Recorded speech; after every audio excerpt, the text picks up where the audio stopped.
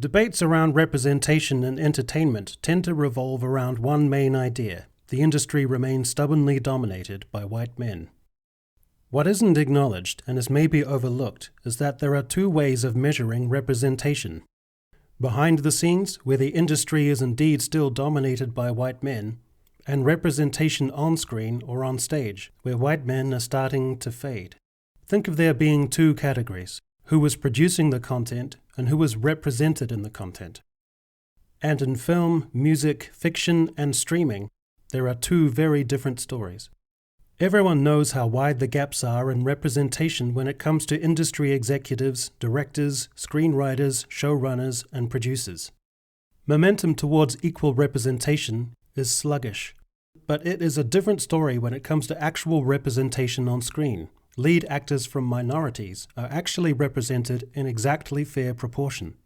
Women, as well, are represented in exact proportion in lead actor roles. What most people might not realize is that the white share of all film roles is dropping consistently. And in 2020, for the first time, whites were actually underrepresented among feature film roles. When it comes to the Oscars, the usual criticism is that white men are dominant, and in terms of production and direction, that remains true. But in terms of actual representation on screen, consider the recent Best Picture winners. In 2017, Moonlight, a young black man's journey to accepting his LGBT identity. 2018, The Shape of Water, about a woman's love affair with a sea creature. 2019, Roma, about a Latina housekeeper in Mexico City in the 1970s. 2020, Parasite, about a struggling family and class divisions in South Korea. 2021, Nomadland, about a woman who sets out through America as a nomad. And 2022, Coda, following a teenage girl as she experiences life as a child of deaf adults. There has been no Best Picture with a white male lead in over half a decade.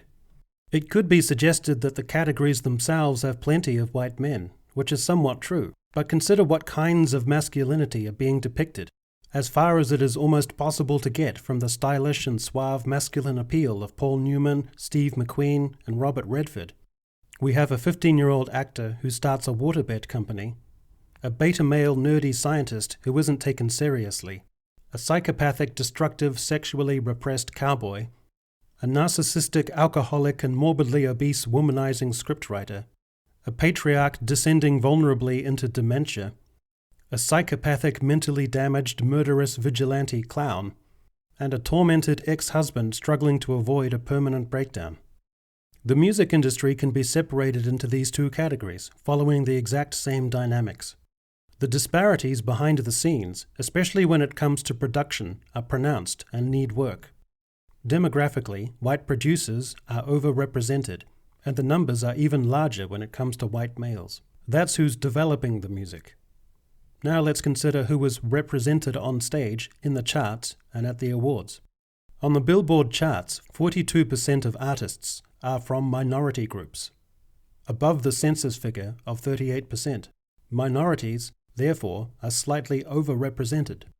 The Grammys are often criticized as not being representative enough, but this isn't quite accurate. White men are fairly well represented in the rock, country, and folk categories, but these rarely draw much attention. And white men are consistently being shut out of and underrepresented in the marquee awards. 2018, Record of the Year, Bruno Mars. Album of the Year, Bruno Mars. And Song of the Year, Bruno Mars. 2019, Record of the Year, Childish Gambino. Album of the Year, Casey Musgraves. Song of the Year, Childish Gambino. 2020, Record of the Year, Billie Eilish. Album of the Year, Billie Eilish. And Song of the Year, Billie Eilish.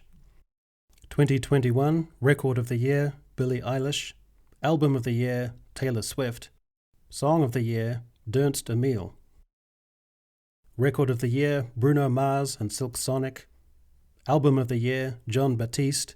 Song of the Year, Bruno Mars and Silk Sonic. No white male has won one of the major marquee Grammy categories in more than half a decade. The publishing industry is the most surprising. A lot of people still seem to think that it is white male dominated, mainly because men win the Booker Prize about half the time. But it couldn't be more the opposite. In fact, white men have been largely pushed out. Fiction publishing has become so female-dominated that it's actually becoming a bit of a crisis. 64% of the publishing industry is female, with women holding 78% of editorial roles and making up 78% of agents open to queries.